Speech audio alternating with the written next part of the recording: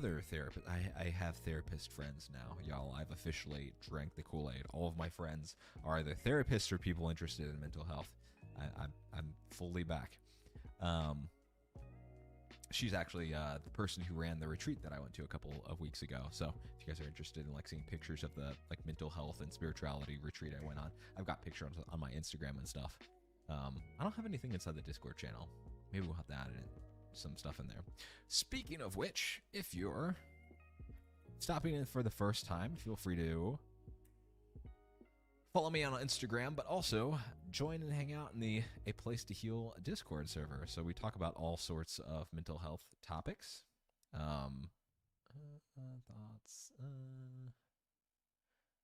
Scared, child, overwhelmed. Yeah, your inner critic. So you'll have this like internal critic in your head that is like the source of those negative thoughts. And so if you're someone who really struggles with self-compassion, often we think it's like, oh, well, I'm just saying all these terrible things about me and they're true. When really, in psychology terms, we call it what's called a bad object. It's this internalized critical voice that you have in yourself. And 99% of the time, if you stop and think, where did I learn all these awful negative things about myself? It's actually a voice of someone else in your life that you've internalized. So I really like this point of her bringing up the inner critic, because oftentimes the reason why we struggle with self-compassion is because we've got a voice of maybe a parent or someone from our early childhood, like a really important friend or loved one, or even past relationship partner or whatever, that filled our head with all this terrible crap about ourselves, and then we carry that around, right? Especially in childhood. So yeah, I love that point. And makes some people slump into exhausted depression. And here's the ridiculous thing, right? Would you ever talk to another person the way you're talking to yourself? True Would story. you ever call someone else a loser or unlovable or an idiot? Most of you are highly sensitive people. You internalize things. You'd never treat another person the way that you're treating yourself. And this is what I call... And I think that's so she's going to get to this in a minute here, but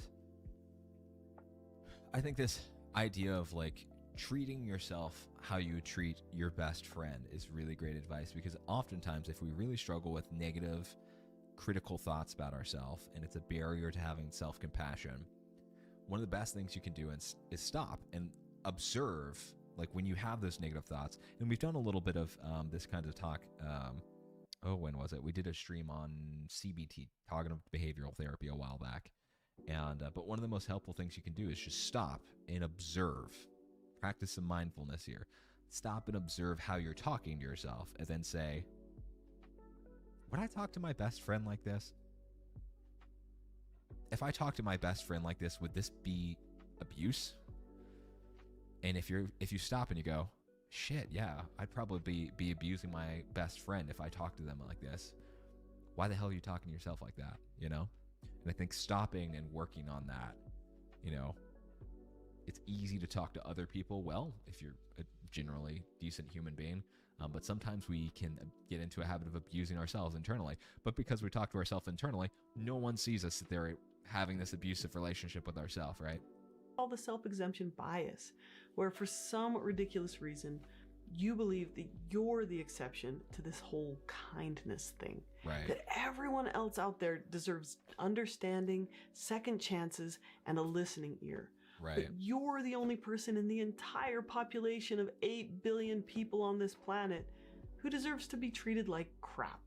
You really value it when your friend opens up to you about their struggles, but if you share yours, then you spend the next day beating yourself up for oversharing. I love this one that she mentions too, this idea of, because I think a lot of times people can really struggle with self-compassion, especially when it comes to having compassions for their own needs and flaws, right? And so I think a lot of that comes from core wounds and like self-worth issues. So if you are someone that really struggles with self-compassion, you might have this deep down struggle to feel worthy. And that might be a big part of the reason why you struggle to speak up for yourself, talk to yourself more kindly, all of that kind of stuff. So I love this point that she brings up here. And all this beating yourself upping can lead to depression, anxiety, and giving up. It's just not helpful. So, how do we fix it, right? Here's a simple technique you can try. Choose a situation that led you to feel bad about yourself, and then imagine a good friend going through that same situation and beating herself up over it. Now, write a letter to comfort your friend. Make sure to express your care and compassion and understanding. Now, what does compassion sound like? It's not positive or negative judgment. It's not saying that what they did was right. It's not mental arguing. It's admitting that everyone with all their flaws, yourself included, deserve loving kindness. So you want to make sure and tell your friend how they deserve love and care. And you can also tell your friend about their goodness too. All right, y'all, homework for today. I try to give you people at least one homework thing that they can do every stream. So try this, like, legitimately. When you catch yourself speaking to yourself like crap, it can be over the next day. If you've got a pretty healthy relationship with yourself, then cool. Sometime during the next week. If you catch yourself treating yourself like crap, stop. Reframe this discussion as you are no longer yourself talking to yourself. You're yourself talking to your best friend. Then I want you to replay the conversation and say, if I was speaking to someone that I cared about, how might I talk to them instead? And really try it. This is like literally cognitive behavioral therapy, essentially. But I love this exercise that she does. And if you want, you can give a little advice about just one action to take. And now I want you to read the compassionate letter toward yourself. Put your name in the blanks. Okay, so let's practice with an anonymous example. Let's imagine that you're... Yo, what's going on? Oh, Lord. I have no idea how to pronounce that. SGDB3. Pronunciation of your son's first words. Oh, that's very cool. I like that. That's surprisingly wholesome. Now I feel bad for the keyboard slamming comment. Very cool. You got kids comments? I was about to say this example here is perfectly relevant then too. I think oftentimes as a parent we can beat ourselves up, right, for not being perfect all the time as parents. So have you ever had something like that happen where you're like, hey, I'm being a slightly less than perfect ideal parent right now, and then beat yourself up about it? I don't have kids, but I beat myself up about all different kinds of things. So got one, but I'm not able to see him because you're stationed overseas. Gotcha. Okay. Are you in the military? The food you... It's a very surprisingly interesting timing. We got a fellow chatter here, one of our regulars, Mr. Alpha Gamer, and he's actually, yes, sir, Army. Gotcha. Very cool. Just having a conversation with Alpha Gamer here, and he's getting ready to go to MEPS on Monday, so he's trying to join up as well. There you go. Bunch of military guys in the chat. I love it. Cooked for her, and you lose your temper, and you... I tried, it's not that I tried to join, but I considered joining the military at various points in my life, but never went through it. It's always something that I kind of have regretted, though. Yell at her. There you go. This has never happened to me, by the way. And you say sorry, Thumbs up for the military and you in the make chat. repairs, and you snuggle with her, and you talk. But then after all the kids go to bed, you lay in bed wondering if you're a terrible mom, and they'll hate you, and they'll tell their future I feel like I'd probably not be a not very good mom. therapist how much of a hypocrite their therapist mom was, and down the toilet hole of beating yourself up you go. Okay, so that's the situation. Here's my letter to this anonymous person. Okay, you messed up. You should not have yelled at your kid. I know that's not who you really are and who you want to be. I love how she starts that letter. I feel like that's literally like 90% of my self-talk, or 90% of my conversations with myself throughout the day. Okay, you messed up. more like you fucked up. Good luck at maps. Yeah, man. There you gotta give him some advice on how to get through maps. He's trying to, so he mentioned that he's had some like mental health history and stuff, and he's trying to figure out whether he wants to disclose it or whether it would be better to not disclose it. So if you have any thoughts or advice, then it'd be totally helpful. But you lost your cool. And You still deserve compassion. It's normal to make mistakes. We're all just pretending that the back of our hospital gowns aren't flying open. Everyone makes mistakes, and they are still worthy of compassion. Yo, I walk out Beating yourself bare-assed in up doesn't public make all the things time better. now. It's a problem. Doesn't make you a better parent. The fact that you regret your actions shows how much you care about your kids. Emma, you are worthy of love. Parenting is freaking hard. You are tired, exhausted, burnt out, and you haven't been able to take a poop by yourself for a week. It's hard to shower or do self-care, but you're still trying really hard to raise good kids. You got this. Now, you don't want your kids to beat themselves up over and over about their mistakes, do you? You've got to model for them accepting vulnerability and make... I think that's a great point too. Oftentimes, it's easier for us to be nicer to our kids. And again, I don't have kids, but it's nicer for us to be kind to our friends, kids, family members, romantic partners, or whatever than it is to be kinder to ourselves, right? And then I think we got to stop and analyze that of like, why is that? Deep down, do I have some, core wounds that make me have self-worth issues where I don't feel like my needs are important? I wasn't a perfect parent because, I was supposed to hang out and play with my kid, but I really just needed to take a nap because I was exhausted, or I just needed some me time or whatever. And, I was supposed to go to his football game, but I didn't, and I just really needed a night off. And then we beat ourselves up for it. Well, it's like, well, but you're a person and you have needs too, Don't bring a ton of shit that you don't need. Also, they will vaccinate you for almost every disease that exists. This is true. They will jab you with many things. Making repairs. All real and close relationships like get wise a advice, little bit though. messy. You are not beating your kids. You're keeping them warm, fed, and clothed, and you show them love. What you did was not ideal, but it's not going to ruin them for life either. Stop being such a perfectionist and get back in there. You'll have lots of chances. I mean, some parents ruin their kids for life. We won't talk about anyone's parents. Certainly won't. We won't bring up mine. It's fine. Tomorrow I turned out great, to guys. connect with your kids again. Emma, you're doing a fine job. Stay courageous. It won't always be this hard. You're okay. Your kids are okay. I love you. You got this. Love, Emma. Okay, so that's what I call the friend advice technique. Simply extend the same compassion you'd give to a friend to yourself. So give it a try. I hope it helps you get better at feeling. Thank you for watching, and take care. Oh, side note, if you want to This thing for my business, or I'm terrible at this, of just being like, I should schedule in time to just do self-care. I'm very bad at self-care.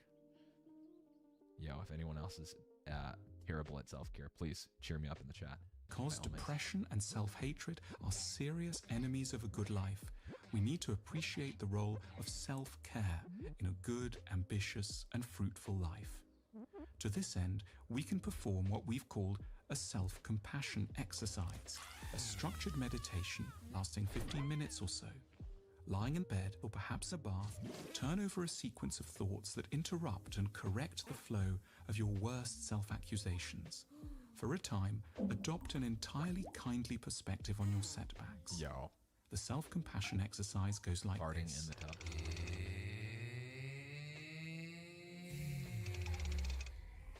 We're so in love with success, we fail to notice the scale of the challenges we routinely set ourselves. There is nothing remotely normal about what we've tried to achieve.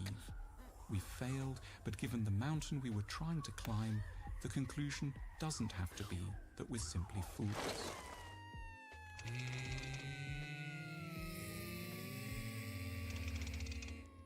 We have tricky family histories, we all do. There were things which happened to us at the hands of others which can help to explain some of our current troubles. We're not entirely sane or well, but none of us are. We weren't well set up to carry out certain tasks. It isn't wholly our fault in the here and now. Yeah, and I mean, I think kind of highlighting what the last video talked about too. A lot of us have that negative inner critic voice inside of ourselves, and we got it from like our parents or primary caregivers growing up. You sent it. Okay, hold on. I need to watch this thing here. Can I do that without No. Here's everything that Nurse Hannah has gotten in trouble for. First off, she did go viral before for... Sorry, y'all. Let me view this thing. Make sure it's appropriate. Also, totally missed opportunity to rickroll me here.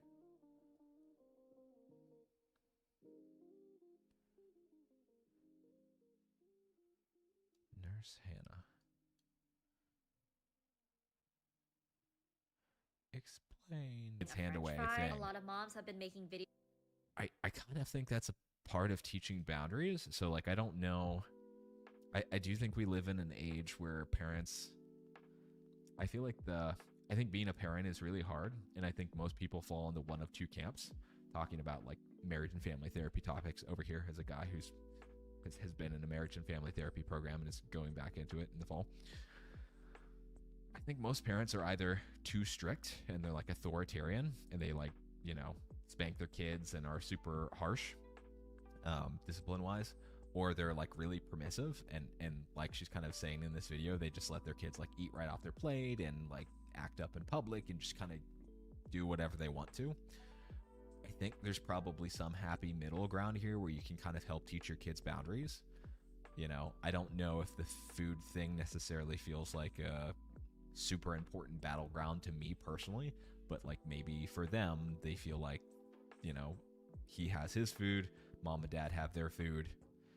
And also, to be fair, like kids are kind of gross. So I don't know if I'd want my own kid like touching up on my food and stuff with their like gross hands or whatever, but I don't know. Maybe when I actually become a parent, I'll feel different about it. I have no idea. I'm not a parent, y'all. Don't chastise me by any means. But yeah, I mean, I think it's hard to like take any of this stuff seriously because it's like the internet. People are always gonna blow things out of proportion anymore, and it's totally normal and expected to have to share everything with your kids. And maybe the most damning thing so far is a video of her son flinching. When they were at the store, her husband quickly brought something to the son's face and he flinched and held his hands in like a defensive position. He then made a response video after all the backlash saying that, oh no, it's not what it looks like, that people are jumping to conclusions. It started a trend of parents recording, putting things close up to their kids' faces quickly to see their reactions, and the kids are not really flinching and definitely not getting in super defensive positions. Let me know what you guys think. It's just like loving it. Like, yeah, pretend to hit me, dad. Interesting. Yeah, I mean, that's a hard one. I don't know what to think. I definitely think like if all the claims that they're making in that video are true, then that's indicative of child abuse. And at the very least, so I've worked in the fostered and adoption system before. I've worked with like fostered and adopted kids in the home, and I've also worked in case management, and so I've also worked in a kids psychiatric hospital before. So there have been times where I've actually had to be a mandated reporter when I thought that there might have been evidence of child abuse in the home, or that one of the kids in the hospital was dealing with, and then I was a mandated reporter. I think probably the right thing to do is if people felt like that was a concern, that the child was in risk with those parents, that you would report it. That would be probably the responsible thing to do.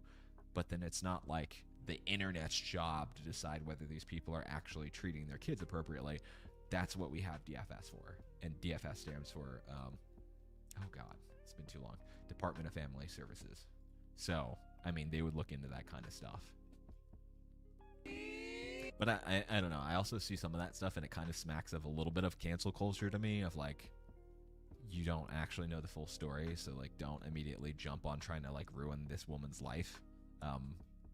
It's kind of my perspective on it, but I definitely think like based on the stuff that evidence that they've shown, that like getting DFS involved to at least start an investigation is totally makes total sense. From the media, you'd think everyone was rich and famous and successful.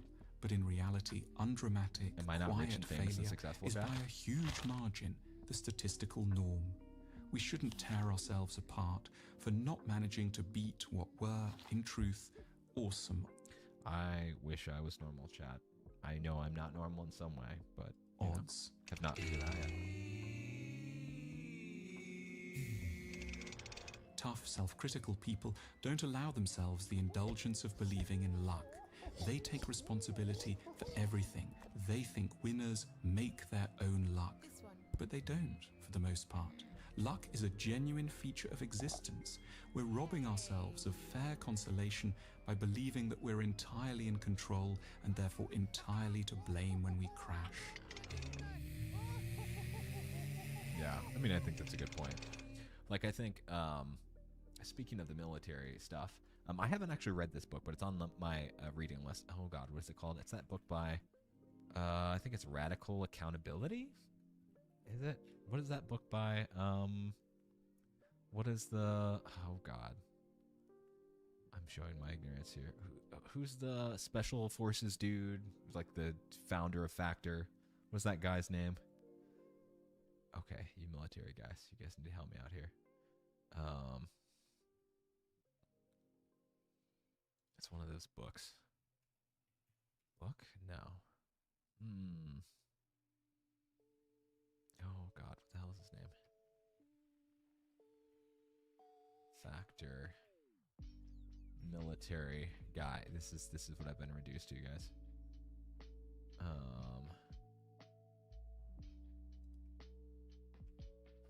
Fat military guy.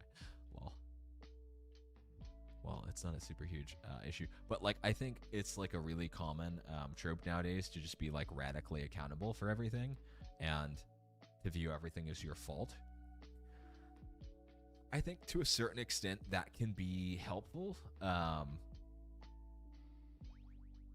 because I think skewing the complete opposite end of the spectrum and viewing yourself as a complete victim of circumstance is not healthy. So I do think having some accountability is good.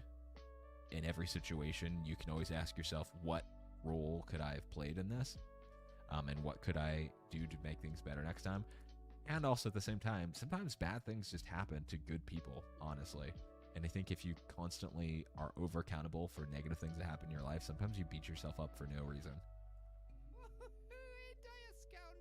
You are not only your Dude, I love the achievements. animations on this video. Status and material success are one bit of you, but there are others as well. Those who loved you in childhood knew this, and in their best moments helped you to feel it. Rehearse the internalized voices of all those who've been kind to you. Bathe in the memory of a love independent of achievement.